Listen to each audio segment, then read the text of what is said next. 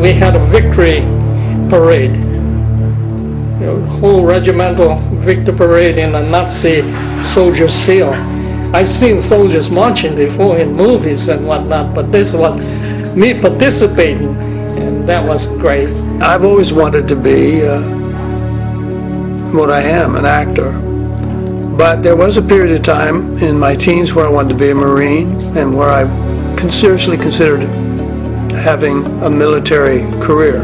I was a true hippie. I had long hair, I went to Love-Ins, I did all that stuff that everybody sees in movies. I can remember as early as my childhood of watching President Eisenhower and thinking that he was full of shit. Me, I had the only one, I don't know what is the name in English. They have the... When I joined the Navy, the recruiter refilled out all my paperwork because he said, well, you can't put down that you smoked marijuana 60 times, and here I was thinking I was good. I didn't even put that I smoked crack on there.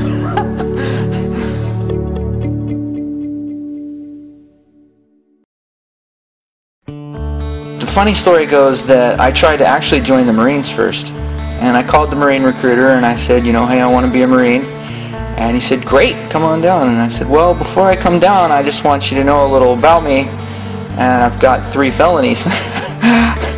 And the Marine recruiter told me, he said, son, we make them crazy, we don't take them crazy.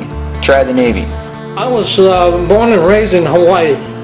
The draft board refused to give me my welcoming committee presentation, so I just missed all the early part of the war. I joined the military, I don't know if it's out of patriotism, it seemed the right thing to do. It was also, all young men, I think, most young men, that's an exciting thing. I said goodbye to my father, we hugged in the parking lot, and he was really upset. And I think that I was more upset because he was upset. I was in military 24 months, and that can be 2 years. I enlisted when I was 23 years old. I was living in San Francisco, and I was looking for another way to provide for my young family. During the training period, we were informed or instructed to shoot and kill before you got killed. Men, of course, love war. They do. It's exciting until you have your buddy blown up alongside you. And they had a logbook, and someone had told me, you got to go check the logbook because your orders have changed. And I thought, oh really? I'm working for that section. We put a mine. Do you know the mine? They put underground, and when the car or something go over that, the explosion. The Navy in boot camp, we didn't even shoot real guns. They gave us lasers, man. Like an M16 laser. I mean, come on. Just before I got to boot camp, they had just stopped this thing where you could pull out a card if you felt that you were under too much stress from your drill sergeant. You could pull out this card and he would have to back off from you. And when the plane took off, I looked outside and I saw the ground getting smaller. As I fell asleep, I remember that moment. It was like, shit, this is bad. If some other country military is coming to your country, they want to know what do you do, what he do, what she do. Are you happy for that? Never. Everybody wants freedom for themselves. If you want to come my home, inside my house, and decide it for me, never, I am not happy for that. When I went to Germany, the commanding officer of a company or regiment announced that we are diplomats in Germany, and so being a diplomat, you should behave and not be reckless. And if you don't know the culture, you're going to get lost. On the border of Iran, this sign, it's got the Ayatollah's picture on it, and he's saying, America can't do a damn thing. Written in English. Huge fucking billboard. We got Iranian guys across the border dropping mortars on us. If we handled ourselves right, we would be able to deal with Iran. The military and that training and that beginning is it's testing yourself. And of course, war is, I suppose, the ultimate test. And went overseas to Germany, and served in a town called Flossenburg with the 105th Infantry Division, guarding the prisoners of war U.S. troops captured in Germany and were placed in this concentration camp where the Jewish originally occupied the facility.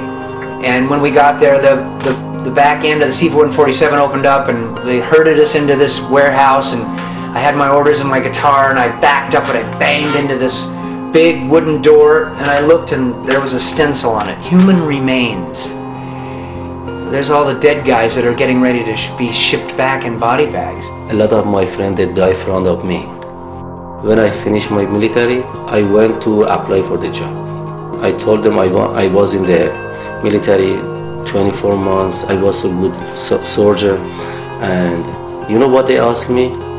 Why you didn't die? You know, you have to go to paradise. You have to go to the God, you know. And the first night I got there, I'll never forget this either.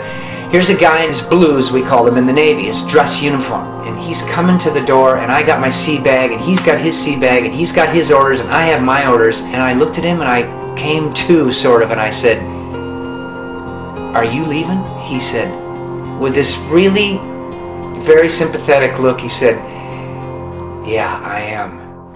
There were mounds of shoes, mounds of ashes, and one day I took a detail of German soldiers to the facility to clean the facility and to bury all the ashes and plant a tree.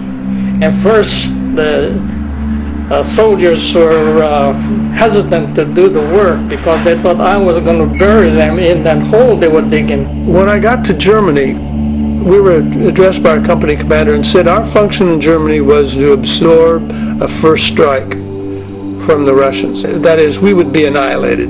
They had this warning system, and they would sound this huge siren, so you could hear the rockets go overhead. They would do that, and oftentimes the siren would go off, and we'd all run to the bunker, and then there wouldn't be a rocket attack. Well, we got used to it, but those of us who were conscious and who valued our lives enough, you ran to the bunker every time. And on one night, two guys just didn't want to get out of bed, and they took a direct hit, and they were gone.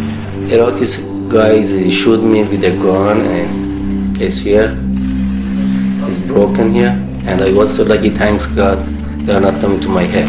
I would walk into my hangar deck, and you could see in the hangar deck it was full of bombs. And I'm talking the hangar deck inside an aircraft carrier's 3 or 4 football fields. And within a 24-hour period of time, every one of those bombs would be gone. And then they would do it again. Ultimately, you're not fighting for the cause or your country or anything. You're fighting for the guy next to you, the people that you train with. I felt for the guys who were on the front lines, and I felt for the Marines. For 2 reasons. They were in that bad position, but also I knew they'd been brainwashed badly. I've seen combat outside of Fallujah, and we were down a little bit further south, and the call to prayer comes out. But it's like 3 o'clock in the afternoon. You know, there's no call to prayer at 3 o'clock in the afternoon. And the interpreter says, we need to go.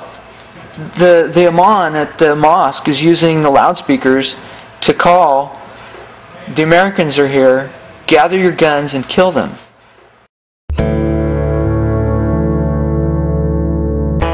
I couldn't believe it, really, that people would just kill people, you burn them all up. And there's always conflict because of greed. Is man basically hostile with occasional moments of peace, or is he peaceful with moments of warring qualities? Wow, that's quite a question.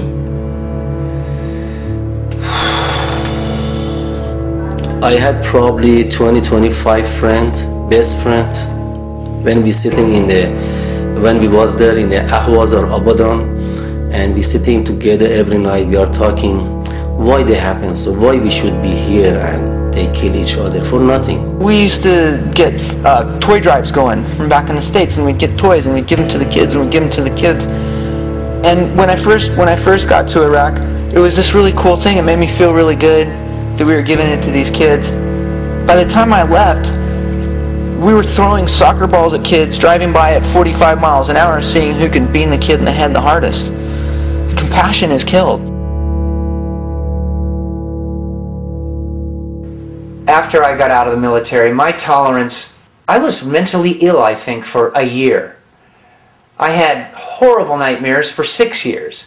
It's like everybody's existing, like nothing's going on. Like maybe in World War II you had to take the boat back and it took a month, you know, and you had that time to... We got guys coming out, like they're getting shot at one day and they're back to LA with traffic and McDonald's and drive-thrus.